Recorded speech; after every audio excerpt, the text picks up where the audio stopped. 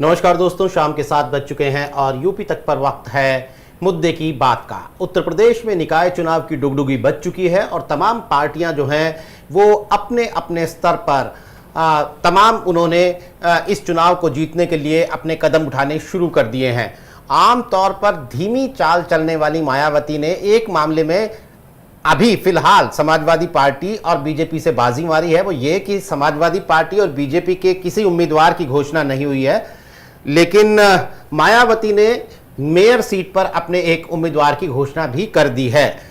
हालांकि जो सबसे ज्यादा, लेकिन सियासी गलियारों में सबसे ज्यादा गुफ्तगू या कहें कि खुसुर फुसुर जिस बात को लेकर है वो है योगी आदित्यनाथ का एक ऐलान, जिसके बाद बीजेपी के कई मंत्रियों, नेताओं, विधायकों के घरों में थोड़ी मायूसी है और कई लोग उसके अंदर अपना चांस बनता हुआ देख रहे हैं। वो ऐलान ये कि योगी आदित्यनाथ ने कहा है कि बीजेपी में मंत्रियों, विधायकों या पहले से किसी पद पर बैठे व्यक्ति के रिश्तेदारों को, परिवार वालों को निकाय चुनाव में टिकट नहीं मिलेगा और उन्होंने खास तौर पर प्रभारी मंत्रियों की ये ड्यूटी लगाई है कि वो किसी तरह की इसे लेकर नाराजगी ना हो, इसे लेकर किसी तरह की बगावत ना हो, इसका पूरी तरह ख्याल रखें और पार्टी मिलजुल कर चुनाव लड़े। यानी बहुत सारे नाम इसमें शामिल हो जाते हैं। जो सबसे पहला नाम ध्यान में आता है वो प्रयागराज में अभिलाषा नंदी, जो कि मंत्री नंद गोपाल नंदी की पत्नी है, मेयर हैं। उनके सीट का क्या होगा, क्या बदल दिया जाएगा और बीजेपी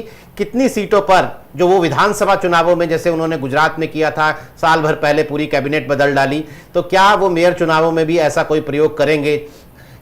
ये तमाम बातें अपनी जगह पर चल रही हैं और इन पर निकाय चुनावों में आगे क्या होगा, इस मसले पर बात करने के लिए हमारे साथ हमारे जो मेहमान मौजूद हैं उनमें शामिल हैं विजय उपाध्याय।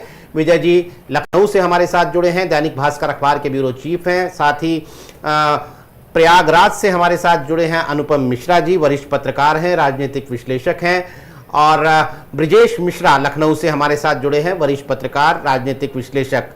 सबसे पहले विजय जी मैं आप ही के पास आता हूं कि योगी आदित्यनाथ ने जो ये बात कही है कि भाई कोई परिवारों वालों को, रिश्तेदारों को टिकट नहीं मिलेगा, तो क्या किसी नाराजगी, किसी बगावत की अप्रीहेंशन नहीं है क्या पार्टी को, या फिर ये मैनेज हो जाएगा और इसका असर कितना होगा? देखिए, ये एक औपचारिक बयान है और विधानसभा चुनाव के पहले या लोकसभा चुनाव के पहले या पिछले जो 2017 के नगर पंचायत चुनाव थे उसके पहले भी इस तरह के बयान पार्टी की तरफ से आते रहे हैं। ये महज एक औपचारिकता है, लेकिन पार्टी को जीतने वाले उम्मीदवार चाहिए। जहां भी कोई अगर जीतने वाला दमदार उम्मीदवार होगा, वो भले ही किसी पार्टी नेता के परिवार से हो, तो जाहिर है उसे टिकट मिलेगा और मिलता रहा है। इस बार कोई एक अलग से सख्ती की व्यवस्था होगी तो शायद अभी जब सारे टिकट घोषित होंगे तब समझ में आएगा, लेकिन अभी तक तो जो पुराना इतिहास है उसमें ये ऐसे बयान महज औपचारिक ही रहे हैं। क्योंकि आप देखिए, तमाम परिवारों के जो रिप्रेजेंटेटिव हैं, पॉलिटिकल जो उनके विरासत को संभाले हुए हैं, वो विधानसभा में भी हैं, लोकसभा में भी दिखाई दे सकते हैं। तो ये इस पे कोई बहुत बड़ी बात नहीं है। अहम बात ये है बीजेपी के लिए, और जो इस मीटिंग के पीछे असली मकसद था कि 17 नगर निगम कैसे जीते जाएं। सिर्फ नगर निगम के मेयर ही नहीं, क्योंकि पार्षदों में बीजेपी को जीतने में बहुत दिक्कत होती है, तो वो ज्यादा इम्पोर्टेंट है कि पार्षद कैसे ज्यादा से ज्यादा ये जीत के आए। देखिए, उत्तर प्रदेश में भी डबल इंजन की सरकार है, यानी कि प्रदेश में तो सरकार है ही है, ग्राम पंचायतों में भी भाजपा की सरकार है, जो दबदबा है बीजेपी का है, और जो नगर पंचायत जो निवर्तमान है इसमें भी बीजेपी का ही वर्चस्व है। तो अब बीजेपी गांव की जो नगर निकाय हैं, ग्राम पंचायतों के, उसमें तो दबदबा इन्होंने कायम कर लिया चुनाव में। अब इसकी बारी है नगर निगमों की और नगर निकायों की। 2017 में जब चुनाव हुए थे तो 2 सीटें ऐसी थी मेयर की, एक अलीगढ़, एक मेरठ, जहां बीजेपी हार गई थी। इस बार शाहजहांपुर एक और सीट नई जुड़ी है और जो सीटें इनके पास हैं उसे बनाए रखते हुए इन नई सीट के साथ बाकी दोनों सीट भी जीतना बीजेपी की प्रायोरिटी है। एक नैतिक आधार देना किसी भी पॉलिटिकल लड़ाई के लिए जरूरी होता है और इस तरह के बयान एक नैतिक आधार ही प्रदान करते हैं। जी विजय जी, हालांकि कुछ दिन पहले तो योगी आदित्यनाथ ने ट्रिपल इंजन की भी बात की थी। उन्होंने कहा था कि अब जो लोकल बॉडी इलेक्शन है उनमें भी बीजेपी को जीतना है और राज्य में जो है वो ट्रिपल इंजन की सरकार होगी। लेकिन यहाँ पर जो मैं विजय जी की बात से ही अपनी बात आगे बढ़ाना चाहता हूँ कि जो इन्होंने कहा कि विजय जी ने कि नगर निगम तो भले ही पिछली बार भी 16 में से 14 जीत लिए थे, लेकिन नगर पालिका तक आते आते और पंचायत तक आते आते बीजेपी जो है वो बहुत ड्रास्टिकली घटती है। पंचायत तक आते आते तो बीजेपी कहीं चौथे नंबर पे थी, समाजवादी पार्टी दूसरे नंबर पे थी, निर्दलीय पहले नंबर पे थे। तो क्या इस बार कोई पार्टी की कोई खास रणनीति है कि भाई नीचे तक चुनावों को कैसे जीता जाए, मेयर के अलावा भी, या फिर वो जो एक खबर ये भी चल रही है कि 14 में से तो 11 मेयर्स के टिकट ही कटने की बात चल रही है। तो क्या रणनीति इस बार खास बीजेपी की आपको नजर आती है? देखिए, बीजेपी के सामने सबसे बड़ी चुनौती यही है कि टिकट वितरण, और टिकट वितरण विशेष रूप से मेयर के लिए इतना नहीं है जितना सभासदों के लिए है। और ये इतनी बड़ी चुनौती है, यदि आप जमीन में आके देखेंगे तो आपको लगेगा कि ये इससे पार्टी जूझ रही है। लेकिन बीजेपी नहीं, मैं आपको बताऊं कि समाजवादी पार्टी में दिक्कत ये है और बीजेपी में, दोनों में दिक्कत ये है। जो सामान्य सीटें हैं वहां बहुत बड़ी लड़ाई हो रही है, वहां पर 20-20 दावेदार हैं, 25-25, 30-30 दावेदार हैं। और समस्या ये हो रही बीजेपी के सामने कि कैसे जो सभासद के टिकट है, मेयर में तो चलिए आपने एक दे दिया, 5-6 दावेदार हैं, उससे ज्यादा है नहीं। यहाँ पर जो 25 दावेदार हैं उनसे आप कैसे निपटेंगे, कैसे किसको टिकट देंगे? और उसमें भी उनकी पैरवी करने वाले तमाम बड़ी संख्या में लोग हैं जो लगातार दबाव बनाए हुए हैं। तो एक ये है। और लेकिन अब मैं कहूं कि यदि ये केवल बीजेपी के सामने, ऐसा नहीं है। समाजवादी पार्टी के नेता मुझे मिले थे और वो बता रहे थे कि जो मुस्लिम क्षेत्र हैं, जो मुस्लिम बहुल क्षेत्र हैं, वहां पर समाजवादी पार्टी के सामने उतनी ही बड़ी चुनौती है, इतने ही ज्यादा दावेदार हैं कि वहां पर एक विधायक मुझे बता रहे थे कि 25-25, 30-30 लोग लगातार दबाव बनाए हुए हैं कि टिकट वितरण के लिए, कि टिकट उन्हें दिया जाए। और उसके लिए वो लखनऊ तक चक्का लगा रहे हैं, लखनऊ में डेरा डाले हुए हैं। तो ये स्थिति बन रही है। अब उससे बड़ा सवाल ये है कि साहब कैसे बीजेपी इस सीटों को बचा सकती है। सबसे बड़ी बात यह है कि जो नीचे का जो टिकट वितरण होगा, जो सभासदों के लिए टिकट वितरण होगा, उसका असर ऊपर तक होता है। और उसका असर इसलिए होता है कि जब इसमें दबाव चल जाता है, सभासदों में दबाव चल जाता है, उनके लिए कोई मापदंड नहीं तो होते हैं, उनकी लोकप्रियता का सही ढंग से आकलन नहीं होता, तो होता क्या है, कुछ लोग जिताने में लगते हैं, कुछ लोग हराने में लगते हैं। और इस बार कुछ वो ज्यादा है, और ज्यादा इसलिए है क्योंकि दावेदार, जितने दावेदार उतने ही वो। तो ये कोई लोकसभा चुनाव पहले कोई बहुत खुशी से चुनाव नहीं लड़े जा रहे हैं बीजेपी द्वारा, ना खुशी से लड़ रही समाजवादी पार्टी। क्यों? इसके कि जब आप तमाम गुट खड़े हो रहे हैं पार्टी में, बड़ी समस्या पैदा हो रही है, तो इससे कैसे जूझेंगे सभी राजनीतिक दल? बसपा के सामने ये दिक्कत नहीं है, कांग्रेस के टिकट लोग चाहते नहीं है, 2 के टिकट चाहते हैं, या तो समाजवादी पार्टी के टिकट या बीजेपी के टिकट। तो ये जो है, इसका असर ऊपर तक जाएगा। और ये जो है समस्या बड़ी है, उससे कैसे बीजेपी निपटेगी? यदि निपट लेती है तो उसका जो आधार है मजबूत तो ऐसे रहा है, लेकिन जब भीतरघात होगा तो उसका निष्कर्ष क्या आएगा, किस समय बताएगा। जी ब्रजेश सर, आपने बहुत महत्वपूर्ण बात कही कि 2024 के चुनाव से पहले की संभावनाओं का भरपूर मौका दे रहा है, खास करके 2 जो बड़ी पार्टियां उत्तर प्रदेश में अभी फिलहाल बीजेपी और समाजवादी पार्टी के लिए। अनुपम सर, मैं आपके पास आता हूं और एकदम आपके घर के इलाके से जुड़ा हुआ सवाल पूछता हूं। प्रयागराज, जैसा कि जिस बात का जिक्र अभी नीरज जी कर रहे थे कि बीजेपी ने जो ये अपना सिद्धांत बनाया और इसकी घोषणा की और इसको व्यापक तरीके से मीडिया कवरेज मिले इस बात को कि बीजेपी उन्हें टिकट नहीं देगी जो ऑलरेडी सांसद, विधायक या मंत्री हैं।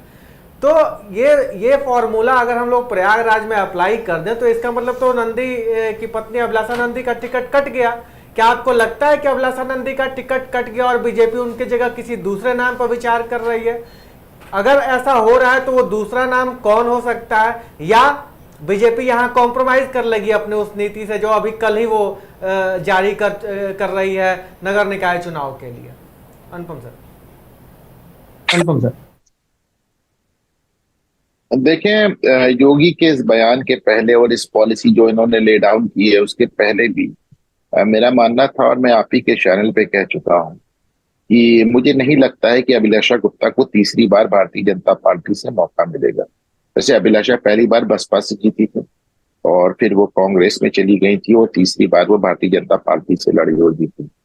और अभिलाषा को मौका न मिलने के कई कारण हैं उनके खिलाफ। अब देखिए, जब कोई आदमी 10 साल मेयर रह जाता है तो जाहिर सी बात है कि एंटी इनकम्बेंसी डेवलप हो जाती है, उनसे बहुत ढेर सारे लोग नाराज हो जाते हैं, बहुत ढेर सारी शिकायतें हो जाती है, लोगों को लगता है ये नहीं हुआ वो नहीं हुआ, और अभिलाषा के खिलाफ तो ऑलरेडी काफी एक माहौल है।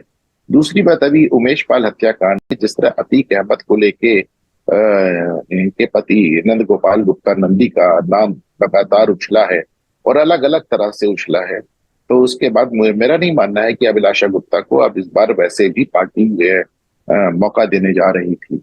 अगर इस तरह की कोई पॉलिसी ना भी आती, बहरहाल अगर ये अब ये योगी का जो बयान है किसी और पे लागू हो ना हो, प्रयागराज पे डेफिनेटली लागू हो जाएगा। प्रयागराज का जहां तक सवाल है, जो इसकी चूंकि मेयर का चुनाव शहर का चुनाव होता है, तो शहर की जो पॉपुलेशन है प्रयागराज में, वो आप जानते हैं कायस्थों का सबसे बड़ा गढ़ है, और ब्राह्मणों की बहुत ज्यादा पॉपुलेशन है यहाँ पे। और पहले के जब वो सभासदों के जरिए इनडायरेक्ट इलेक्शन होते तो उनको छोड़ दिया जाए, तो इसमें कायस्थ या ब्राह्मण मेयर होते रहे। और अभिलाषा गुप्ता ने भी, चूंकि वो मायके से ब्राह्मण है, तो उन्होंने इसी बात का बनाया भी था और इसी का प्रचार भी किया था। तो बाकी हमने देखा है, रीता जोशी को देखा है, और केपी ट्रस्ट के अध्यक्ष चौधरी जितेंद्र नाथ सिंह को देखा है, केपी श्रीवास्तव को देखा है। केपी श्रीवास्तव जो किसी जमाने में सपा से एक बार यहाँ मेयर हुए, वो इस समय एमएलसी हैं भाजपा से। और मैं मानता हूँ, देखिए बसपा का तो यहाँ कोई कभी भी मेयर चुनाव में कोई रोल रहा नहीं। एक बार अभिलाषा जीती जरूर है, पर वो अभिलाषा की जीत थी, बसपा की जीत नहीं थी। अभिलाषा इस बार मैदान में नहीं है, तो मैं मान के चलता हूँ कि भारतीय जनता पार्टी जो यहाँ पे शहर में जो दो डोमिनेंट कास्ट उनको नजर आती है संख्या के लिहाज से, पॉपुलेशन के लिहाज से, ब्राह्मण या कास्ट, मैं उन्हीं में से किसी एक को कैंडिडेट बनते हुए देखना। जी, हालांकि ये भी खबरें थी में जाकर मुलाकातें भी कर रही हैं अपने इस यहाँ अभिलाषा पूरी कोशिश कर रही हैं, नंदी पूरी कोशिश कर रहे हैं, बल्कि इस तरह की बात भी हो रही है कि अगर आप उनको मेयर में नहीं एकोमोडेट करेंगे तो आपको उनको सांसदी का टिकट देना होगा। और नंदी अपनी दबाव की राजनीति के लिए जाने भी जाते हैं। पर आप इसको भी इस तरह भी देखें कि नंदी को लेके योगी आदित्यनाथ का रुख कभी बहुत बेहतर नहीं रहा है। नंदी के पास पहले एक दूसरा विभाग हुआ करता था, उसमें एक लंबी चौड़ी उनकी ट्रांसफर लिस्ट सामने आती है, फिर योगी उनसे विभाग छीन लेते हैं, उनको एक कम महत्व का विभाग देते हैं, उनकी ट्रांसफर लिस्ट कैंसिल कर देते हैं। तो इन सब चीजों को अगर आप देखें तो आपको एहसास होगा कि योगी आदित्यनाथ पहले से नंदी से बहुत ज्यादा संतुष्ट नहीं है। वो एक अलग बात है कि भारतीय जनता जो वैश्य वर्ग है वो भारतीय जनता पार्टी का सबसे पुराना सपोर्ट बेस रहा है, और आज की तारीख में नंदी उसके एक बड़े नेता है, बड़ा प्रतिनिधित्व करते हैं। अभी कुछ दिन पहले उन्होंने वैश्य सम्मेलन किया था कानपुर में, और वो इस तरह की चीजें बहुत करते हैं, काफी ग्रांड स्केल पे करते हैं, उसका उनको लाभ भी मिलता है। जी विजय सर, मैं आपके पास आता हूँ। जो ये सवाल जो ब्रजेश जी ने और जो ये सवाल उठाया कि मतलब भाजपा तो इस चुनाव में मानी जा रही है, या भाजपा स्वयं भी कह रही है, या लोग जो पिछले चुनाव के नतीजे पर अगर नजर डालें तो निकाय चुनाव में भाजपा, खास करके नगर निगम चुनाव में भाजपा मजबूत स्थिति में रहती है। तो इस बीच ये भी खबरें आई कि कई सारे मंत्रीगण अपने पत्नियों के लिए, डिप्टी सीएम भी अपनी पत्नियों के लिए टिकट मांग रहे हैं। तो क्या आपको लगता है कि ये जो टिकट के लिए जो आजमाइश चल रही है, इसके ही वजह से इस तरह का बयान भाजपा की तरफ से सामने आया है कि वो किसी मंत्री या विधायक की पत्नी या उसको टिकट, परिवार को टिकट नहीं मिलेगा? और जो ब्रजेश जी कह रहे थे कि इससे एक डिस्कम्फर्ट का भाव पैदा हो सकता है, जो कि ठीक 2024 के चुनाव से पहले हो रहा होगा। जाहिर तौर पर किसी के परिजन का टिकट कटेगा तो वो तो डिस्कम्फर्ट होगा ही, जैसे अगर अभिलाषा नंदी को टिकट नहीं मिलता है तो नंदी तो डिस्कम्फर्ट होंगे ना सर? आपकी बात सही है, लेकिन बीजेपी ने एक ऐसा इकोसिस्टम क्रिएट कर लिया है कि यहाँ पे ज्यादा डिस्कम्फर्ट होता नहीं, क्योंकि वोटर इनका बहुत लॉयल हो गया है।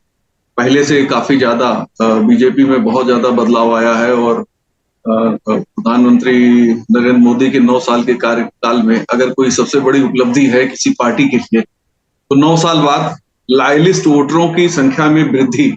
2019 में लोकसभा में 51% थे, और मुझे लगता है कि जो लॉयलिस्ट हैं उनकी तादाद निश्चित तौर पे इस बार ज्यादा बेहतर हो सकती है, मेरा अनुमान ऐसा है। नगर निगम के चुनाव में तो बीजेपी का दबदबा तब भी हो गया जब जीएसटी और नोटबंदी थी, तो इस बार कोई मुश्किल नहीं है। और पार्टी ने पूरी एक्सरसाइज करके रखी है, क्योंकि चुनाव काफी पहले संभावित थे और बीच में कोर्ट का उसमें एक पेंच फंस गया और एक 3 महीने का वक्त मिल गया। जो इतनी लंबी विंडो मिली, पार्टी ने सारी एक्सरसाइज करके रख लिया होगा। बात ये भी एक है, अंदाजा ही है, कंफर्म नहीं है, लेकिन जो ऐसे पार्षद जो लगातार जीत रहे हैं उनको कंटिन्यू कर देगी, क्योंकि कोई उससे विवाद की स्थिति नहीं पैदा होगी। जहां पे रिजर्वेशन चेंज है, अगर कंफर्टेबल जोन में वो पार्षद के परिवार से कोई लड़ सकता है तो वो लड़ेगा, नहीं तो फिर बदलने की नौबत अगर आती है तभी कोई बदला जाएगा। यानी पार्टी अपनी तरफ से ज्यादा इसमें बदलाव करने के मूड में नहीं है। और देखा भी ऐसा जाता है कि पार्षद जो है वो कंटिन्यू जीतते रहते हैं। अगर आप उनको टिकट न दें और निर्दलीय लड़ जाते हैं तो भी कई बार वो जीत जाते हैं। तो एक अलग, चूंकि ये बहुत ही ज्यादा लोकल चुनाव है, सीधे कनेक्ट का है। और इसमें एक और बहुत इंपॉर्टेंट है जिसपे ज्यादातर लोग ध्यान नहीं देते, इसमें वोटर जोड़े और काटे जाते हैं। बहुत बड़े पैमाने पे ये काम होता है और लोग ध्यान नहीं देते हैं, और शहरी निकायों के चुनाव में मतदाता उतना रुचि नहीं लेता है। आपने नाम रख दिया तो आपकी खुशी है, हम आपके लिए वोट जाके दे देंगे, नाम नहीं है तो हम कोई पेन नहीं लेते हैं। जैसे मैं जिस इलाके में रहता हूं, कभी कोई नगर निगम के वोटर लिस्ट के लिए कभी कोई आया नहीं, हम लोगों ने भी कभी इस पे रुचि नहीं ली, तो यहाँ किसी का वोट ही नहीं है। इसलिए नहीं है कि जो पार्षद इस इलाके के हैं उनका वोट बैंक जहां है वहां पे उन्होंने ध्यान दिया और वहां पे अपने बीएलओ को बुला के वोट करा लिया है, और जहां से उन्हें डाउट है कि यहाँ वोट नहीं मिल रहा है वहां उन्होंने इस पे कोई ध्यान नहीं दिया।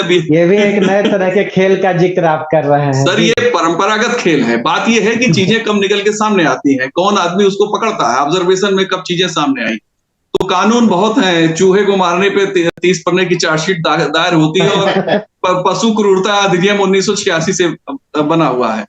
तो ये चीजें हैं, और इस बात को हम लोग नोटिस, देखिए कुछ चुनाव ऐसे हैं जहां अपने वोटर बनवाने पे ही लोग जीत जाते हैं, जैसे स्नातक निर्वाचन का जो चुनाव हो, शिक्षक निर्वाचन का जो एमएलसी का चुनाव होता है। तो ये एक बहुत ही सधा हुआ गेम है। अगर आप फोकस अप्रोच वाले हैं, थोड़े चतुर हैं, तो आप और अपने वोटर बढ़वाइए, और जो विरोधी के वोटर हैं या जहां आपको वोट नहीं मिलना उनको कटवा दीजिए, आपका काम बन जाएगा। तो ये एक बहुत बड़ा खेल है। और जिस दिन मतदान होता है कुछ उत्साही वोटर निकल के वोट करने पहुंच जाते हैं, तो पता लगा कि उनका नाम ही नहीं है और पूरी कॉलोनी का नहीं है, तो थोड़ा सा हंगामा होता है, बातें आई गई हो जाती हैं, क्योंकि मतदान के बाद तो कुछ होता नहीं है। तो एक फार्मूला है। दूसरा फार्मूला ये है कि कास्ट बेस भी बहुत सी चीजें चलती हैं। तीसरी बात यह है कि कास्ट बेस अगर नहीं है वहां पे, तो कुछ ऐसे लोग हैं जो बहुत अच्छा काम करते हैं, बहुत लोकप्रिय हो जाते हैं, तो वो चुनाव जीत जाते हैं। मेरा ऐसा मानना है कि बीजेपी ने सभी 17 नगर निगम के लिए, मेयर के लिए कौन कैंडिडेट होगा, मुझे लगता है उन्होंने तय कर लिया है। नगर पालिका परिषद में भी कहाँ किसको अध्यक्ष का लड़ाना है वहां भी तय हो गया होगा।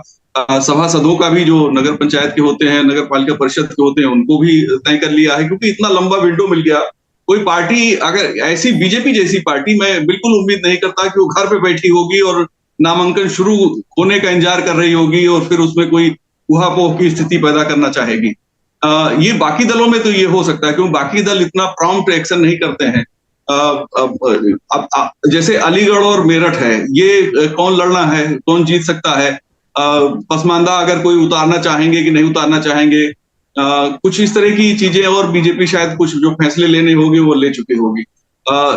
बात यह है कि नामांकन के साथ इस बार बीजेपी ज्यादा, चूंकि देखिए मैं एक और बात बता दूं आपको कि योगी जी की सरकार और मुख्यमंत्री के तौर पे योगी जी ज्यादा परिपक्व पॉलिटिकल फैसले ले रहे हैं और ज्यादा डिसाइसिव हो रहे हैं 17 के मुकाबले। 17 के बाद आप देखिए 2 लोकसभा चुनाव बाई इलेक्शन हार गए थे, जिसमें गोरखपुर भी है, लेकिन नगर निगम के चुनाव में बीजेपी जीती और उसके बाद से बाई इलेक्शन की परफॉर्मेंस बीजेपी की बहुत शानदार होती चली गई। ये इसका एक एग्जाम्पल है। तो जो उनका राजनीतिक अनुभव है, जो प्रशासनिक बारीकियां हैं, उस बात को जो सरकार में रहते हुए मुख्यमंत्री जी ने ज्यादा बेहतर तरीके से समझा है। और मुझे लगता है कि ये इस चुनाव में बीजेपी का दबदबा जो हम लोगों को उम्मीद है वो रहेगा ही। हाँ, कुछ जगहों पे समाजवादी पार्टी अगर कुछ रणनीतिक चाल चलेगी, जैसे अभी संभावना है कि कानपुर में वो ब्राह्मण प्रत्याशी उतारने के बारे में सोच रहे हैं, और अगर ब्राह्मण प्रत्याशी उतारेंगे और एक ऐसे जिसकी छवि थोड़ा बेहतर हो, लखनऊ में अगर ब्राह्मण प्रत्याशी समाजवादी पार्टी देता है जिसकी छवि अच्छी हो, अच्छे परिवार से हो, बैकग्राउंड अच्छा हो, थोड़ा लोकप्रियता हो, सामाजिक कार्यों में उसकी रुचि रही हो, तो मुझे लगता है कि ऐसे जगहों पे एक रोचक मुकाबला देखने को मिलेगा। तब आमने सामने की लड़ाई में क्या स्थिति बनती है, देखने की स्थिति बन सकती है। कांग्रेस और बसपा के साथ क्या है, ये समीकरण के हिसाब से प्रत्याशी लाने की कोशिश में है कि ये उतार दे तो ऐसा हो जाएगा, उसको कर देंगे तो ऐसा हो जाएगा। ये जीतने वाली बात नहीं है, ये चुनाव में अपनी मौजूदगी दर्ज कराने वाली बात है। मैं एक चीज के लिए थोड़ा सोच रहा हूं कि शायद अगर प्रयागराज में नंदी की पत्नी को नहीं टिकट मिलता है या उनको नहीं उतारा जाता है, तो उनका एडजस्टमेंट करने के लिए पार्टी के पास और भी फोरम हो सकते हैं। लेकिन एक जो चर्चा वहां बहुत ज्यादा चल रही है उमेश पाल की पत्नी को, तो क्या माफिया विरोधी अभियान में उमेश पाल की पत्नी पार्टी की प्रत्याशी संभावित हो सकती है कि नहीं हो सकती, ये मेरे दिमाग में एक सवाल है, जो अनुपम जी शायद उस पर कुछ रोशनी डाल सकेंगे। ब्रजेश भाई जो हमारे बड़े भाई हैं, वो भी इस पे कुछ कह सकते हैं। लेकिन बाकी जगहों पे बीजेपी ने कहीं नहीं, मुझे ऐसा लगता है कि उनको कोई कहीं वो एक्सरसाइज करने की जरूरत है। तसल्ली और शांति से इन्होंने अपने काम कर लिए होंगे। जी विजय सर, जैसा विजय सर बता रहे हैं कि एक तैयारी करने का, तो ये समय तो सपा को भी मिला, बसपा को भी मिला, कांग्रेस को भी मिला, चाहे कोई चुनाव मन से लड़ रहा हो या न लड़ रहा हो।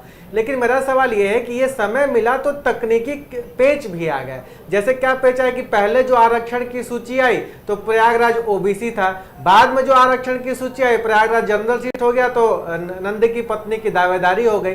तो इस जो ये समय अवधि तो बढ़ी, लेकिन बीजेपी के लिए इस तरह के स्ट्रैटेजिकल पोजीशनिंग में तो एक समस्या आ ही गई ना, कि अगर आज के डेट में वो नंदी के पत्नी का टिकट वहां से काटते हैं, जो कि नंदी हमेशा इस बात के लिए जाने जाते हैं कि उनके लिए पार्टी कोई बहुत बड़ा महत्व नहीं रखती, वो बसपा से भी जीतेंगे, कांग्रेस से भी जीतेंगे, भाजपा से भी जीतेंगे।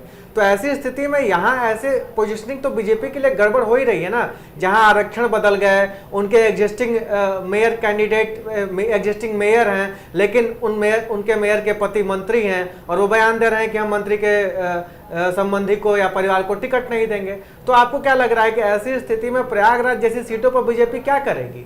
जैसा विजय सर भी एक सवाल आपसे ले रहे थे, उस सवाल का भी जवाब देते हुए कि क्या अतीक अहमद के खिलाफ जो कैंपेन मोड में है योगी सरकार, तो जो उमेश पाल हत्याकांड हुआ है, तो क्या उनकी पत्नी को भी कंसीडर कर सकती है बीजेपी? क्योंकि उनकी पत्नी तो कह चुकी है कि वो मेयर का चुनाव लड़ सकती है। देखिए, इस बात में कोई दो राय नहीं है कि बीजेपी सबसे ज्यादा सामाजिक समीकरणों पर ध्यान दे रहे। इस चुनाव में भी आप देखो, शहरी निकाय चुनाव है, लेकिन सामाजिक समीकरणों पर पूरा ध्यान दे रही है। और मैं आपको बताऊं कि लखनऊ में तो सिर्फ एक बार मेयर हुई हैं यहाँ की संयुक्ता भाटिया, पहली बार चुनाव जीती। लेकिन इस बार हमको मेरी जो सूचना उसे आपसे वहां यहाँ बदलाव होने जा रहा है, और हो सकता है कि कोई कायस्थ या कोई गुप्ता प्रत्याशी आपको दिखे यहाँ पर मैदान में। तो ये अब 2 बार से जो चुनाव लड़ चुका है उस पर दांव बीजेपी नहीं लगाएगी। कोई, मैं बता रहा हूं आपको, बड़ा परिवर्तन होने जा रहा है। और ये परिवर्तन जो है ये है कि साहब, सामाजिक समीकरण विशेष रूप से।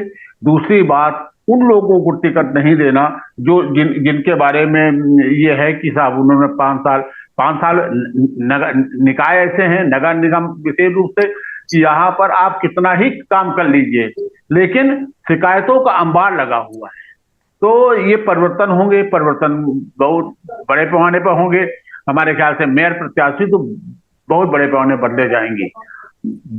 सभासद नहीं बदले जाते, ये अलग बात है, क्योंकि छोटा चुनाव है सभासद का, तो वहां नहीं बदले जा सकते हैं। अब सवाल ये आया कि साहब क्या करेंगे बीजेपी, किस रणनीति? तो इसका सिर्फ एक वो है कि हर जगह का इन्होंने सर्वे करा लिया है, हर जगह का आकलन कर लिया है, हर जगह के जाति समीकरणों पर ध्यान दे दिया है, उस पर विशेष किसका कहाँ प्रतिनिधित्व है। अब लखनऊ का मैं आपको बताता हूँ, लखनऊ में जो प्रतिनिधित्व है यहाँ पर अन्य वर्गों का, ब्राह्मण का है, डिप्टी सीएम है ब्राह्मण यहाँ पर, तो अब उनको टिकट ब्राह्मण को नहीं यहाँ पर मिलने जा रहा है, और ये दूसरे किसी उसको कायस्थ को मिल जाए या गुप्ता मिल जाए, यही बात प्रयागराज में भी रणनीति बना रही है। तो सारा बना हुआ है खेल, इसमें कहीं कोई कानपुर का क्या होगा? प्रमिला दीक्षित वहां पर भी हैं और कानपुर में भी प्रमिला दीक्षित हैं, काफी लोकप्रिय बीजेपी की मेयर रही हैं। कानपुर का भी लगे हाथ थोड़ा समीकरण अगर बताते चलते आप, कानपुर में भी बीजेपी क्या परिवर्तन कर सकती? हाँ नहीं, कानपुर में इस बात के लिए जब ये हो गया सामान्य और महिला का भी, तो बड़ी खुशी मनाई गई, क्योंकि प्रमिला जी वहां पर हैं, उनको लगा कि दोबारा, लेकिन इतना आसान नहीं है। आप देखिएगा, सूची आने दीजिए, बहुत आसान नहीं है। कुछ स्थानों में जरूर वो अपने पुराने प्रत्याशी उतार रहे हैं, लेकिन ज्यादातर में आपको नए प्रत्याशी मिलेंगे, और नए प्रत्याशी में भी जिनका प्रतिनिधित्व कम हो गया है इस चुनाव में, उनको, जैसे लखनऊ का मैं आपको बता रहा हूँ, वही चीज कानपुर में लागू होती है। लखनऊ में कायस्थ प्रत्याशी की पराजय हो गई, तो बीजेपी सोच रही है कि उनको अब मेयर में दिया जाए। यही स्थिति कानपुर में लागू होती है, यही चीज, यही जाति समीकरण पर विशेष प्रयागराज में ध्यान दिया जा रहा है, यही चीजें शाहजहांपुर हो, झांसी हो, कहीं पर हर जगह ध्यान दे रहे हैं। तो मेन बात यह है कि ये जो बीजेपी है, इस समय वाली बीजेपी, उसका मेन वो है कि सामाजिक समीकरण विशेष रूप से आपको ताजुब होगा ये जान करके कि जो सभासद टिकट बांटे जा रहे हैं उसमें एक एक चीज देखी जा रही है। ये कोई ऐसा नहीं है कि अब केवल मेयर के लिए, सभासदों में भी किस जाति को वोट देना, टिकट देना है, किसको कहाँ प्रतिनिधित्व देना है, किसको मिला है टिकट, और किसका प्रतिनिधित्व है और किसका नहीं है, पूरी एक सूची बनी है, और उसी हिसाब से इसका भी टिकट बांटा जा रहा है। विधायकों से कहा गया है कि कोई एक वर्ग ऐसा न हो कि ये लगे, सभी वर्गों को बाकायदे प्रतिनिधित्व हो, उसके लिए वो अलग सूची बना रहे हैं, सांसद अलग सूची बना रहे हैं, और पदाधिकारियों को अलग जिम्मेदारी सौंपी गई है, वो अलग सूची बना रहे हैं। जी बिल्कुल। हमारे एक दर्शक हैं, उनका हैंडल है जनता खबर, वो लखनऊ से मुतल्लिक कुछ बात कह रहे हैं। लेकिन पहले मैं एक बार प्रयागराज पर एक सवाल अनुपम जी से लेना चाहता हूं। अनुपम जी, एक सवाल तो वही जो विजय जी ने पूछा कि क्या उमेश पाल की पत्नी को टिकट मिलने का चांस बनता है, क्योंकि ये बात तो सही है कि बीजेपी की हेडलाइन मैनेजमेंट स्ट्रेटेजी को तो वो बहुत सूट करती हैं। अतीक को आज भी लाया जा रहा है, तो कई लोग सवाल पूछ रहे थे कि ये बार बार अतीक को लाने ले जाने की क्या ज़रूरत है, कि क्या ये सिर्फ हेडलाइन मैनेजमेंट के लिए है। तो एक तो उमेश पाल की पत्नी को लेकर क्या सुगबुगाहट है और क्या हालात हैं, और दूसरा सवाल मेरा आपसे स्पेसिफिकली मायावती को लेकर है। हालांकि आपने कहा कि बसपा का कोई ज़्यादा खेल रहा नहीं है प्रयागराज में, लेकिन फिर भी शाइस्ता प्रवीण का टिकट जिस तरीके से मायावती ने कल साफ तौर पर काटा, तो क्या मायावती के लिए जो है वो अब बीजेपी के लिए क्या वॉकओवर जैसी स्थिति हो गई है क्या वहां पे? हाँ नीरज जी, देखें, जो उमेश पाल की पत्नी की बात है, इसमें उनके किसी एक समर्थक ने एक पोस्टर बना के लगा दिया था और उसी से चर्चा शुरू हो गई। उमेश पाल की पत्नी भी मैके से ब्राह्मण है, और उनका ये कास्ट कॉम्बिनेशन भी लोग दिखा रहे हैं और उनके लिए टिकट मांग रहे हैं। लेकिन मेरी अपनी जाती राय में उमेश पाल की पत्नी मुझे इसके लिए एक स्ट्रॉन्ग कंटेंडर बिल्कुल नजर नहीं आ रही हैं।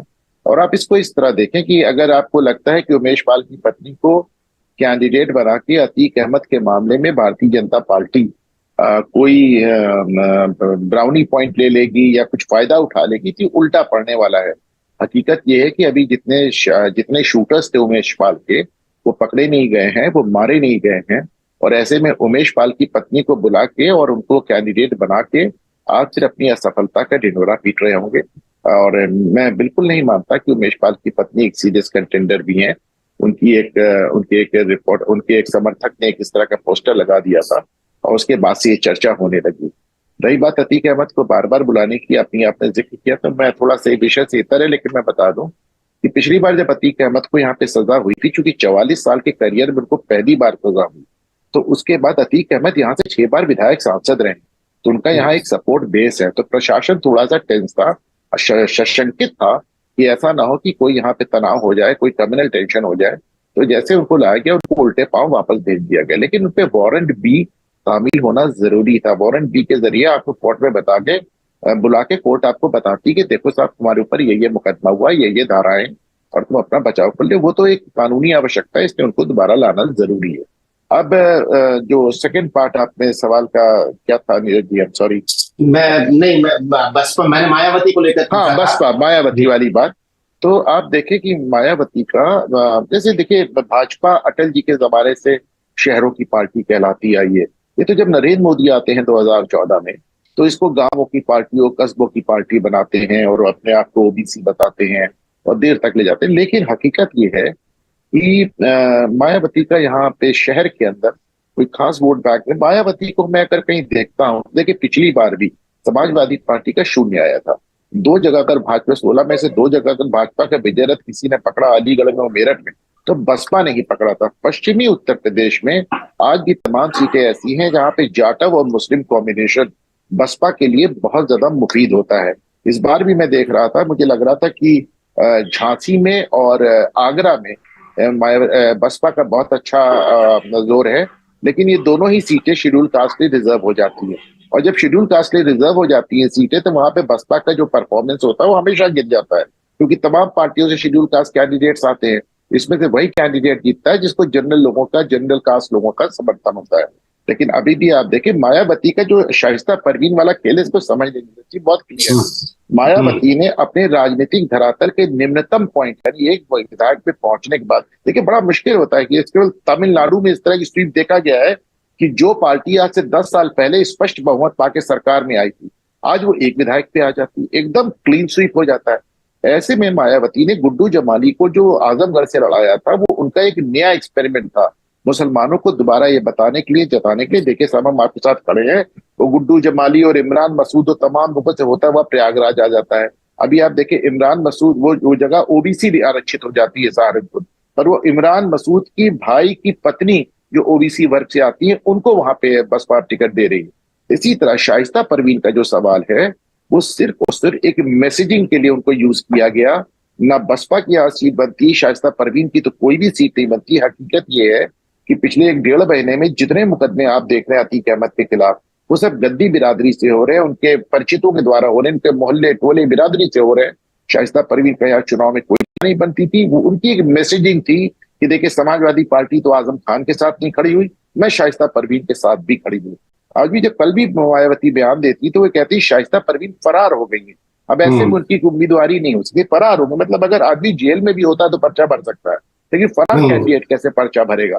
तो वो आखिरी मोमेंट तक शाइस्ता परवीन के साथ खड़ी है। एक बुरका नशी को लड़ाना चाहती थी, वो ये दिखाना चाहती थी उनको इलाहाबाद में कोई उम्मीद नहीं हो, मान के चलती इलाहाबाद की सीट शाइस्ता परवीन नहीं निकाले जाएगी। लेकिन इलाहाबाद से, जैसे गुड्डू जमाली आजमगढ़ से, वो एक मैसेजिंग थी वेस्टर्न यूपी के लिए। नीरज जी जी बिल्कुल। विजय जी, एक तो हमारे एक दर्शक ये पूछ रहे हैं, मतलब कह रहे हैं कायस्थ बहुल मध्य और पश्चिमी विधानसभा हारने के बाद भाजपा कायस्थ मेयर प्रत्याशी उतारने के लिए मजबूर है। ये जनता खबर एक हैंडल है, वो हमारे दर्शक हैं, वो ये कह रहे हैं कायस्थ प्रत्याशी। अब ये बात हुई। दूसरी बात ये कि वो नाम जो हमेशा हर इलेक्शन के साथ बीजेपी और लखनऊ के साथ जुड़ने लगता है, वो है अपर्णा यादव का। क्या अपर्णा यादव की कोई सुगबुगाहट है? 2 अलग अलग सवाल हैं विजय जी। देखिए, कायस्थ वाला मामला इस बार बहुत जोर पकड़े हुए है और पिछली बार जब चुनाव का ऐलान हुआ तो उसके पहले से कायस्थ कैंडिडेट लाया जाए, इसके लिए एक मुहिम चली थी बाकायदे, और कायस्थ समाज के कुछ उत्साही युवकों के द्वारा और बीजेपी सपोर्टर्स के द्वारा ये काम किया गया था। लेकिन ये मुहिम ज्यादा परवान नहीं चढ़ पाई। वजह ये है कि जोरदार नाम का बड़ा संकट है, और कायस्थ कोई नेता ऐसा हो जो सभी वर्गों का वोट ले ले, यानी बीजेपी में रहते हुए बीजेपी के सपोर्ट के साथ भी उसका अच्छा अपना भी आधार हो कुछ निजी तौर पे, तो वो थोड़ा मुश्किल आ रही है ढूंढने में लोगों को। उस समय हम लोगों ने भी थोड़ा इन चीजों को देखने की कोशिश की थी कि क्या ऐसा संभव है। मैं आपको बताऊं, ट्रेडिशनली लखनऊ शहर जो है, ये जब ये जो नवाबों के आने, फैजाबाद से नवाब जब लखनऊ आए थे, उसके पहले ये शहर कायस्थों और कानिकुब्ज ब्राह्मणों का ही शहर माना जाता था। आज भी लखनऊ में ज्यादातर पुराने मोहल्ले कायस्थों और ब्राह्मणों वाले ही डोमिनेंस के दिखेंगे, हालांकि ये बहुत कुछ बदल गया है। तो लखनऊ में एक डिमांड है ऐसी, लेकिन बहुत मुश्किल है, मुझे ऐसा दिख रहा है। बात वही है जो ब्रजेश जी कह रहे थे कि कायस्थ भी हो सकता है, गुप्ता भी हो सकता है। तो मैं जो गुप्ता वाली बात है वो उस पर मैं ज्यादा मेरा सपोर्ट तो गुप्ता के साथ सपोर्ट नहीं, मेरा जो वो हंच है वो गुप्ता की तरफ जा रहा है कि शायद गुप्ता प्रत्याशी हो सकता है। कई कारण उसके हैं। लखनऊ में चूंकि एक जमाने में गुप्ता यहाँ मेयर रहे, अखिलेश दास गुप्ता जी यहाँ मेयर रहे, लोकप्रियता उनकी काफी यहाँ बनी हुई है, और उनके ना रहने के बाद एक कोशिश रही है कि कोई समुदाय से कोई नया नेता निकल के आए, और बीजेपी प्रयोग भी करती रही है काफी। पहले अगर पूरी हिस्ट्री देखेंगे लखनऊ के मेयर्स की, तो उसमें जातियों को लेकर बीजेपी ने काफी प्रयोग किया। बीच में जरूर दिनेश शर्मा का 3 कार्यकाल जो है वो एक साथ उनका पूरा हो गया, तो काफी चीजें हैं। लेकिन लखनऊ बहुत ही बीजेपी के लिए कंफर्टेबल जोन है। ये इस बात का पूरा अनुमान है कि अगर समाजवादी पार्टी कोई जैसे बसपा 2005 में सतीश चंद्र मिश्रा को ले आई थी और उसने नया प्रयोग किया था, इस टाइप से अगर कोई समाजवादी पार्टी कोई ऐसा प्रयोग करती है तो निश्चित तौर पे बहुत कड़ी लड़ाई के में धकेल सकती है भाजपा को। लेकिन इस तरह का प्रत्याशी ढूंढना और उसे तैयार करना, मैदान में उतारना बहुत आसान नहीं है। बीजेपी का वन साइडेड पूरा वर्चस्व मुझे दिख रहा है लखनऊ में। हालांकि पार्षदों में अलग अलग जगहों पे अलग अलग समीकरण है, उसमें बीजेपी की परफॉर्मेंस जो पिछली बार थी उसमें कोई ज्यादा सुधार होने की स्थिति नहीं है। पार्षद के नंबर ऑफ पार्षद उतने ही करीब करीब जीतेंगे इनके जितने पहले थे। मुझे तो डर है कि हो सकता है पार्षद कुछ कम हो जाए, क्योंकि जो स्मार्ट सिटी वाला जो प्रोग्राम यहाँ चला है, अमृत योजना और स्मार्ट सिटी का, उसकी वजह से बहुत से इलाके में लोग बहुत त्रस्त हैं। तमाम सड़कें बनी और उसके तुरंत बाद जैसे ही वो पेंटिंग हुई, उसके बाद तुरंत वो डक्ट बनाने के लिए खुदाई शुरू कर दी, फिर वो डक्ट वाला बना के चला गया, फिर सीवर वाले आ गए, बोले अब फिर से सड़क खुदेगी। तो बड़ा मतलब एक बहुत ही खराब तरीके से मैनेजमेंट है पूरे लखनऊ में जो स्मार्ट सिटी का काम है। स्मार्टनेस कहीं नहीं है, प्रॉब्लम ज्यादा है, लेकिन अपोजिशन इस मुद्दे को उठा नहीं रहा। अपोजिशन को ये भी शायद नहीं पता है, बहुत से अपोजिशन के जो नेता हैं, कि कितनी तरीके की स्कीमें स्मार्ट सिटी में चल रही है, कितनी तरीके की योजनाएं यहाँ लागू हैं, क्या क्या काम होना है। उनको शायद ये भी, क्योंकि मैं अक्सर जब डिबेट में रहता हूं तो मुझे ये अनुभव होता है कि उनको शायद कुछ भी जानकारी नहीं है, उनकी शायद रुचि भी नहीं है इन चीजों में। तो बीजेपी का तो वन साइडेड पूरा खेल है। जहां जहां कास्ट इक्वेशन, रिलीजन इक्वेशन के हिसाब से जो अपोजिशन के लोग या निर्दलीय जीतते रहे हैं, ऑलमोस्ट वैसे रहेगा, और मेयर बीजेपी के पास जाने की ज्यादा संभावना दिख रही है। कायस्थ भी हो सकता है, कोई बात नहीं। अब बीजेपी ने किसको तय कर रखा है ये थोड़ा सा मुश्किल है ये अंदाजा लगाना, बहुत सिक्रेसी रहती है भारतीय जनता पार्टी में। और चूंकि कोई अब वो लॉबिंग वाला खेल नहीं है भारतीय जनता पार्टी में, वो खत्म हो चुका है, इसलिए भी कोई चीज ज्यादा बाहर नहीं निकल के आ पाती है। इसके अलावा आप देखिए कि बाकी जो मेयर की जो सीटें हैं या नगर पालिका परिषद और नगर पंचायत का है, वहां पे भी जो कास्ट इक्वेशन है वो तो इम्पोर्टेंट है ही है।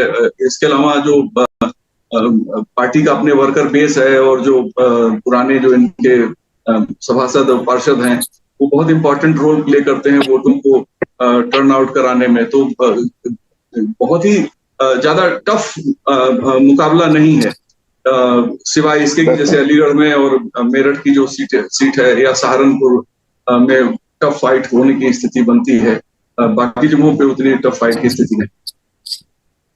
जी ब्रजेश जी, जब हम ये कहते हैं कि चुनाव में तो भाई पिछली बार भी बसपा ही 2 सीटें जीती थी, समाजवादी पार्टी तो कोई सीट जीती नहीं, या फिर हम ये कहें कि भाई ये शहर का चुनाव है और गांवों में ही चूंकि समाजवादी पार्टी का आधार है, इसलिए वो नीचे के चुनावों में लेयर 2 और लेयर 3 में शायद बड़ी चैलेंजर हो। लेकिन ये बातें कहते हुए शायद हम समाजवादी पार्टी को 2017 और 2019 के चश्मे से देख रहे होते हैं। 2022 में समाजवादी पार्टी ने अच्छा प्रदर्शन किया और शहरों में भी अच्छा प्रदर्शन किया है, उस नजरिए से मेयर के चुनाव में आप क्या अब भी बड़ा चैलेंजर बीजेपी के सामने मायावती को ही मानते हैं, या समाजवादी पार्टी सारी ना सही लेकिन कुछ सीटों पर कोई सरप्राइजिंग चैलेंज चुनौती दे सकती है? देखिए, काफी बदलाव है इस बार, और यदि आप देखेंगे तो जो मुस्लिम मतदाता है, वास्तव में ऐसा नहीं है कि ग्रामीण क्षेत्रों में, ये जो शहर हैं उत्तर प्रदेश के, आप मैं लखनऊ को ले लीजिए, कानपुर ले लीजिए, मुरादाबाद ले लीजिए, शाहजहांपुर ले लीजिए, और ये मेरठ ले लीजिए, ये सारे मुस्लिम बहुल सीटें हैं। और यहाँ जो मुस्लिम है, और सहारनपुर की बात मैं करना रहा हूँ, तमाम ऐसी जगह हैं जहाँ मुस्लिम बहुत ज्यादा हैं, और वो बाकायदे समाजवादी पार्टी को पिछले विधानसभा चुनाव का आप देख लीजिए, मेरे ख्याल से 90 से 95% मुस्लिम जो है एकजुट होकर के समाजवादी पार्टी को उसने वोट दिया, बसपा को वोट नहीं दिया, कांग्रेस की तरफ देखा तक नहीं उसने। अब क्या परिवर्तन हो सकता है? परिवर्तन इतना हो सकता है कि कुछ सीटों में आपको बदलाव दिखेगा। जैसे मैं शाहजहांपुर की बात जानता हूं, आप शाहजहांपुर का देखिएगा, शाहजहांपुर में काफी आपको मुस्लिम मतदाता, कारण क्या है कि एक उधर ये बसपा की तरफ जाता दिखे, आश्चर्य नहीं होना चाहिए। मेरठ में यदि बसपा की तरफ जाता दिखे तो आश्चर्य नहीं होना चाहिए। है क्या, एक मैसेज चला गया है कि साहब वो ध्यान नहीं दे रहे हैं, अखिलेश इतना ध्यान नहीं देते हैं, उनको मुस्लिम वोट तो लेते हैं लेकिन उसके लिए लड़ाई नहीं लड़ना चाहते हैं। मायावती ने क्या किया है, उन चेहरों को चुना जिनका अपना, जिनके नाम से वोट पड़ता है। इमरान मसूद की बात मैं करता हूँ शाहजहांपुर, आप किसी पार्टी से खड़े हो जाए, करीब उनका 1 लाख से ज्यादा वोट उनका अपना है, जो बाकायदे किसी तरह पड़ जाता है। पिछली बार उन्होंने मना कर दिया था। यही चीज मुरादाबाद में है। मुरादाबाद जो है, वहां पर तो बराबर की टक्कर है मेयर के, सारा मुस्लिम वोट आधा है करीब मुस्लिम वोट वहां पर, और वो सारा समाजवादी पार्टी गया था। अब इस बार क्या होता है, तो ये कह देना कि साहब उस गांव में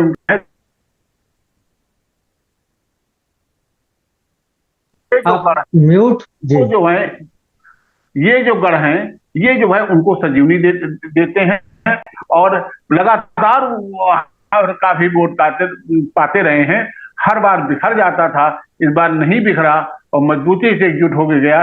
इसीलिए उनको इन जो मुस्लिम बहुल सीटें हैं, जैसे मैं लखनऊ की बात करता हूँ, लखनऊ में 2 सीटें चली, मध्य चली गई और ये पश्चिम चली गई, वो समाजवादी पार्टी, क्योंकि यहाँ मुस्लिम बहुत है। तो ऐसा नहीं है, अब जो 2 सीटें चली जाएं उसके हाथ से तो बड़ी बात है, बीजेपी के हाथ से, बीजेपी ने छीन लिया। तो ये सिर्फ इसलिए क्योंकि मुस्लिम वोट एकजुट हो गया था।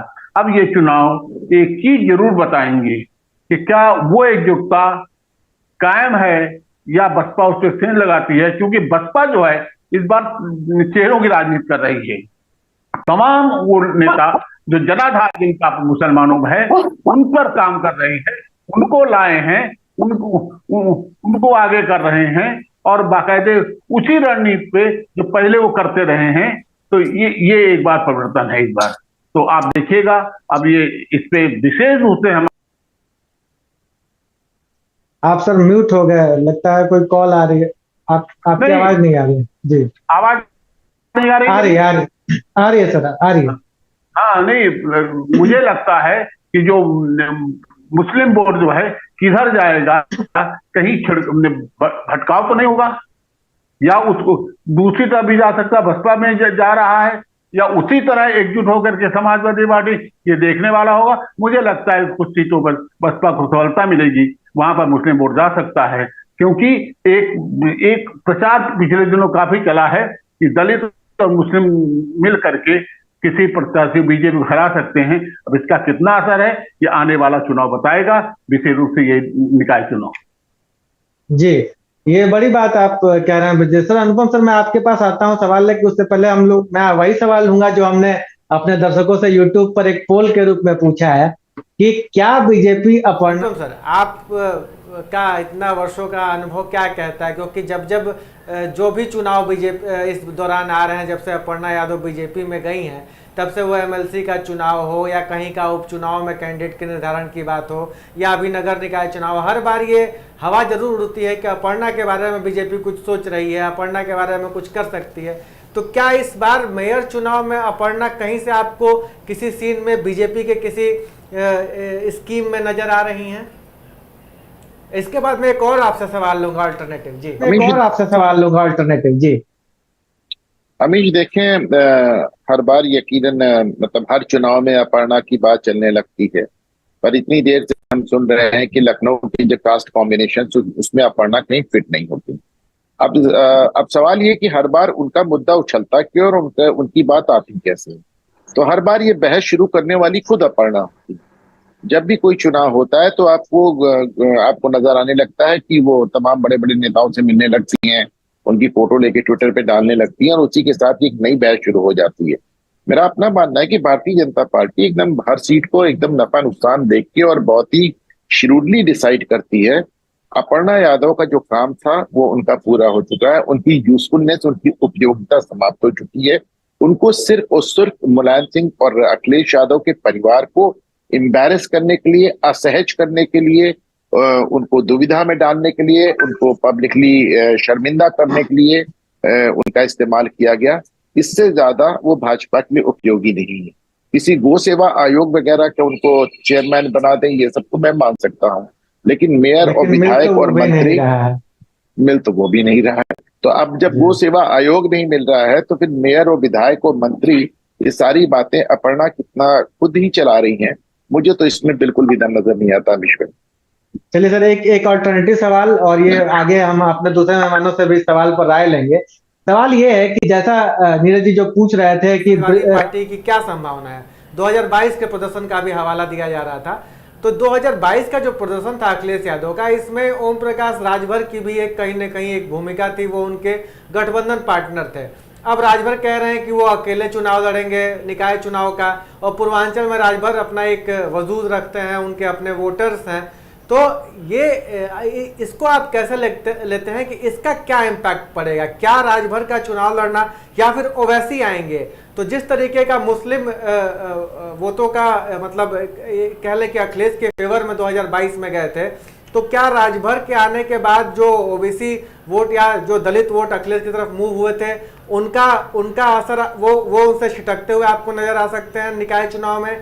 या मुस्लिम वोट अगर ओवैसी लड़ते हैं तो क्या जो अखिलेश के पीछे मुस्लिम लामबंद हुए थे वो उनसे छिटक सकते हैं? ये दो जो इम्पैक्ट पड़ेगा, इसके बारे में आपकी क्या राय है, जो राजभर की एंट्री और ओवैसी की एंट्री से? अमीश देखें, जो 2022 में हम समाजवादी पार्टी का परफॉर्मेंस देखते हैं, उनका अब तक का जो बेस्ट परफॉर्मेंस देखते हैं, उसका कारण सिर्फ राजभर ही नहीं थे।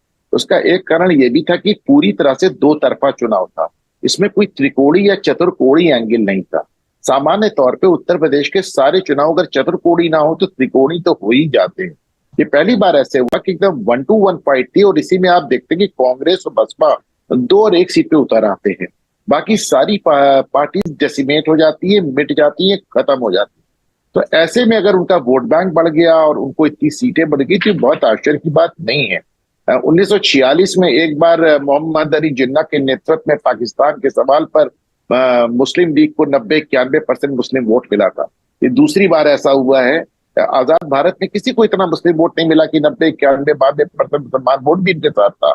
लेकिन आप देखें, अब बार बार उनको वो मुस्लिम वोट मिलता है और काम उनको एक ही देता है मुसलमान कि साहब आप योगी को रिपीट करने से रोके, आप मोदी को रिपीट करने से रोके। और वो कह रहा है 14 हारे, 17 हारे, 19 हारे, 22 हारे, अपने सारे किले हार गए, 52-53%, 55% जहाँ मुस्लिम पॉपुलेशन है, रामपुर जैसा वो आप एरिया हार जाते हैं। तो अब ऐसे में बसपा जिस तरह डेस्परेट हो रही है, मुस्लिम पॉलिटिक्स जो मैं बार बार अभी जिक्र कर रहा था, जो कि उन्होंने आजमगढ़ से शुरू करके प्रयागराज तक लाए, एक तो आप ये देखेंगे। और जब बात ओवैसी की हो रही, मैं आपको याद दिला दूं कि ओवैसी का जो पहला कॉर्पोरेटर हैदराबाद के बाहर जो चुना गया था वो प्रयागराज में चुना गया था। तो और वो ओवैसी आते भी रहते हैं प्रयागराज, जहाँ पर उनको बहुत अच्छा रिस्पॉन्स भी मिलता है। और इस बार अच्छा देखिए, जब भी म्युनिसिपैलिटी पोल आता है तो आप देखिए इसमें दौड़ते हैं, वैसी कोशिश करते हैं, उन्हें मालूम है कि शहरी पॉपुलेशन में उनकी पसंद है, उन्हें मालूम है कि उन्हें मुसलमान पसंद करता है। एक बार वो खुद कह रहे थे कि लोग मुझे पसंद करते हैं, उतना वोट नहीं देते हैं। लेकिन समाजवादी पार्टी से बार बार निराश होकर इस बार बहुजन समाज पार्टी का नंबर 1 और दूसरे नंबर पे अगर ओवैसी को कुछ मैं ये बिल्कुल मानने को नहीं तैयार हूं कि वो कोई सीट निकाल देंगे, लेकिन कॉर्पोरेटर लेवल पे अगर ओवैसी का आपको स्तर बढ़ता हुआ नजर आए तो आश्चर्य नहीं होना चाहिए मुझको। जी विजय सर, मैं आपके पास भी इसी सवाल के साथ आता हूं कि राजभर का ये सारी चीजें या फिर बसपा का जो कैंपेन डिजाइन करना निकाय चुनाव को लेके, तो आपको क्या लगता है कि ये समाजवादी पार्टी के प्रोस्पेक्ट्स के लिए कोई चुनौती है, या जो आपका एक टेक रहता है अक्सर डिबेट्स में कि वोटर्स ने अपना मन बना रखा है, चाहे वो सत्ता पक्ष का वोटर है या विपक्ष का वोटर है। तो विपक्ष के वोटर ने 22 में तो अखिलेश के लिए मन बनाया था, क्या निकाय चुनाव में भी विपक्ष का वोट अखिलेश के लिए मन बनाता आपको नजर आ रहा है, या बिखरेगा? नहीं, निकाय चुनाव में मुझे लगता है बिखरेगा। मैं आपको बताऊं कि जो पूर्वांचल के वो जिले जहां राजभर समुदाय ठीक ठाक संख्या में है और ऐसी नगर पंचायतों में सुहेलदेव भारतीय समाज पार्टी वहां अच्छा परफॉर्म कर सकती है, लेकिन नगर पंचायतों में एक बहुत बड़ी दिक्कत की बात है कि कोई एक कम्युनिटी के पैरेलल दूसरी कम्युनिटी यूनाइट हो जाती है, तो ये इसको मैनेज कर पाना आसान नहीं होता। जैसे अगर आपने राजभर को मैनेज कर लिया या राजभर प्रत्याशी दिया तो बाकी जातियां अलग हो जाती हैं, लेकिन अगर राजभर समाज की पार्टी है और वो किसी दूसरे बिरादरी के व्यक्ति को उम्मीदवार बना दे और राजभर कम्युनिटी उसके साथ जुड़ी रहे, तब जीतने की प्रोस्पेक्ट्स ज्यादा हो जाते हैं। तो कुछ नगर पंचायतों में सुहेलदेव भारतीय समाज पार्टी की स्थिति ठीक हो सकती है, लेकिन ओवरऑल नगर पंचायतों मुझे समाजवादी पार्टी की स्थिति ज्यादा बेहतर नजर आती है कि जो पिछला बार का उनका रिजल्ट था, मुझे लगता है उससे इम्प्रूवमेंट हो सकता है। नगर पालिकाओं में भी समाजवादी पार्टी, निर्दलीय और बीजेपी अच्छा कर सकती हैं, लेकिन बसपा और कांग्रेस के लिए कोई ज्यादा स्कोप नहीं है। कुछ एक जगहों पे तुक्का लगने की बात है, लेकिन नगर निगमों में असल में जो शहरी बसपा का सपोर्टर है वो बहुत कमिटेड है, लेकिन शहरों में एक बड़ी दिक्कत की बात ये भी है जो पिछले 5 सालों में और ज्यादा बढ़ा है, माइनॉरिटी वर्सेस मेजॉरिटी वाला जो मामला है उसमें रोजी रोजगार को लेके इनके संघर्ष होते हैं। कहाँ किसका खोमचा ठेला लगेगा और कहाँ किसका नहीं लगेगा, इसको लेके बहुत बड़ा टकराव होता है, और ये टकराव शहरी जो वोटिंग पैटर्न है उस पर बहुत ज्यादा असर डालता है। तो बसपा के लिए इस बार के चुनाव में ये चुनौती पिछली बार से ज्यादा बढ़ जाएगी। पिछली बार तो ज्यादा कंसोलिडेट हुआ था क्योंकि शहरों में जो अनुसूचित जाति के लोग काफी बड़ी तादाद में है, काफी बड़ी संख्या में वोटर हैं। कुछ इलाकों में तो पूरा दबदबा है उनका, और बगल में ही अगर माइनॉरिटी का वोटर ठीक ठाक है और बसपा ने माइनॉरिटी को दिया और ऐसे माइनॉरिटी कैंडिडेट का कोई खराब छवि नहीं है, यानी वो कट्टरता वाली छवि नहीं है, तो उसे लोग वोट दे देते हैं पार्टी के नाते और वो जीत जाता है। इस तरह की स्थितियां जहां होंगी वहां फायदा होगा। देखिए, बीएसपी एक कोशिश करना चाहती है शाइस्ता के थ्रू या गुड्डू जमाली के थ्रू, जैसा अनुपम जी कह रहे थे। मेरा मानना है कि ये इनकी कोशिश ये है कि लोकसभा चुनाव जो 10 सीटें हैं मुस्लिम डोमिनेटेड इलाके के, जो इन्होंने 10 सीटें जीती थी, एक्चुअली उसी 10 सीटों को ये बनाए रखने की कोशिश में है कि 24 में हमारी बन जाए। उसके लिए ये प्रयोग नगर निगम वाला भी उसी के उससे जुड़ा रहेगा, या नगर पालिका और नगर पंचायत में जहां भी वो मुस्लिम समाज को टिकट देगी वहां उसका मकसद यही होगा कि ताकि लोकसभा में उन्हें बेनिफिट मिले। लेकिन ये बहुत आसान नहीं है। गंगा जमुना में बहुत पानी बह चुका है, चीजें बहुत बदल गई हैं, मतदाता नए तरीके से सोच रहा है। ये आर्टिफिशियल इंटेलिजेंस का जमाना है जहाँ चीजें जो नहीं है वो भी बन जा रही हैं, जो है उनका वो अपग्रेड हो जा रहे हैं, और जो चीजें बहुत ज्यादा जो बदलाव है उसको समझना। देखिए, फ्री राशन नहीं था 17 में, इस बार है। तो इस तरह की बहुत सी चीजें हैं जिन चीजों को इनको कंसीडर करना पड़ेगा कि पार्टियां कैसे अपनी स्ट्रेटजी। आप देखिए, कोई इशू लेके कोई पार्टी नहीं है सिवाय आम आदमी पार्टी का। आम आदमी ने कहा कि भाई हम इसका बिल माफ कर देंगे, उसका बिल माफ कर देंगे। तो ये आम आदमी पार्टी का भी एक इम्पोर्टेंट रोल होगा चुनाव का डिस्कोर्स तय करने में, मुद्दे तय करने में, नैरेटिव गढ़ने में। आम आदमी पार्टी का भी इंपॉर्टेंट रोल होगा इसमें। कांग्रेस और बसपा ने तो कोई भी एजेंडा दिया ही नहीं कि शहरों के लिए हम क्या करेंगे, और बीजेपी के पास जो भारी भरकम योजनाएं हैं जिसका नाम भी अपोजिशन के तमाम लोग नहीं जानते हैं, जो टिकटाती भी हैं कि कितनी योजनाएं शहरों में चल रही हैं। तो बीजेपी का तो अपर हैंड है ही है विद फ्री राशन। जी बिल्कुल। तो 2024 का सेमीफाइनल यूपी में बच चुकी है। तमाम पार्टियों ने अपने घोड़े खोल दिए हैं। जीत की रस्सी कौन छुएगा, ये इस पर ये एक आने वाले कुछ दिनों में ये तस्वीर शायद धीरे धीरे साफ होती जाएगी। लेकिन खास तौर पर मेयर की सीटों पर, जिन पर सबकी नजर रहती है, 17 मेयर की सीटों पर, वहां बहुत सारी सीटों पर आरक्षण बदलने से बहुत दिलचस्प हो गई हैं चीजें। लखनऊ, कानपुर, झांसी, आगरा, अलीगढ़, मेरठ, सहारनपुर, ये तमाम सीटें हैं जहां पर काफी दिलचस्प लड़ाई हमें देखने को मिल सकती है। बीजेपी के सामने एक चुनौती यह है कि वो कैसे अगर कोई नाराजगी, कोई बगावत पार्टी के अंदर होती है, खासतौर पर मंत्रियों, विधायकों या बड़े पदों पर जो लोग हैं उनके रिश्तेदारों को टिकट ना देने की बात जो योगी आदित्यनाथ ने कही है उसके बाद, तो बीजेपी उसे कैसे हैंडल करती है। इन तमाम पॉलिटिकल डेवलपमेंट्स पर यूपी तक की नजर लगातार बनी रहेगी। दोस्तों, हमने यूट्यूब पर आपसे एक सवाल पूछा था। अपर्णा यादव, चूंकि हर चुनाव में उनका नाम पिछले कुछ महीनों से सामने आ जाता है, तो क्या बीजेपी अपर्णा यादव को मेयर का टिकट देंगी? तो YouTube पर बहुत ही दिलचस्प तरीके से हमारे दर्शकों ने आधा आधा, यस और नो, हाँ और ना जो है वो आधा आधा है। 53% लोगों ने कहा है कि हाँ बीजेपी देगी, 47% लोगों ने कहा है कि बीजेपी नहीं देगी। आमतौर पर एक तरफा ही होता है हाँ या ना, लेकिन यहां राय जो है वो पूरी तरह बटी हुई है। आज कार्यक्रम में शिरकत करने के लिए विजय उपाध्याय जी, अनुपम जी, ब्रिजेश जी, अमीश, आप सभी का बहुत बहुत शुक्रिया। तमाम दर्शकों का आभार। आज के लिए नमस्कार।